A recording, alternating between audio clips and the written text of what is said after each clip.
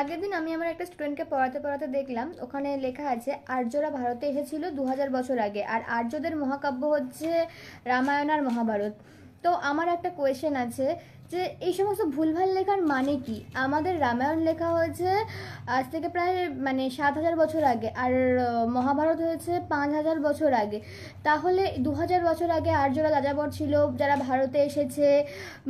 এই সমস্ত ভুলভাল বাচ্চাদের শেখানোর মানে কি আমি ঠিক বুঝলাম না। স্কুলটাকে মানে রেসপেক্ট করতাম, ওই স্কুলটাকে, আমি স্কুলটার নাম নেব না, বাট আমি খুব ডিসঅ্যাপয়েন্টেড এই সমস্ত লেখা দেখে। কারণ এটা সত্যি নয়, এটা একদমই সত্যি নয়। কারণ আমাদের যে ভারত ভূমি, আমাদের যে জম্বুদ্বীপ বা ভারত ভূমি, এটা এক্সপ্লোর কখনো 2000 বছর আগে হয়নি।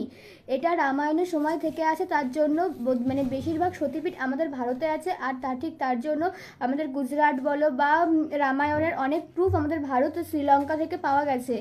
এত এরকম ভুলভাল ইনফরমেশান বইতে আমি জানি না যে স্কুল ওই ইনফরমেশানগুলো ওদেরকে কীরকমভাবে দেবে, আই ডোন্ট নো। বাট এই সমস্ত শেখানো আমার মনে হয় না উচিত বলে। কমেন্ট সেকশনে আপনাদের মতামত অবশ্যই জানাবেন।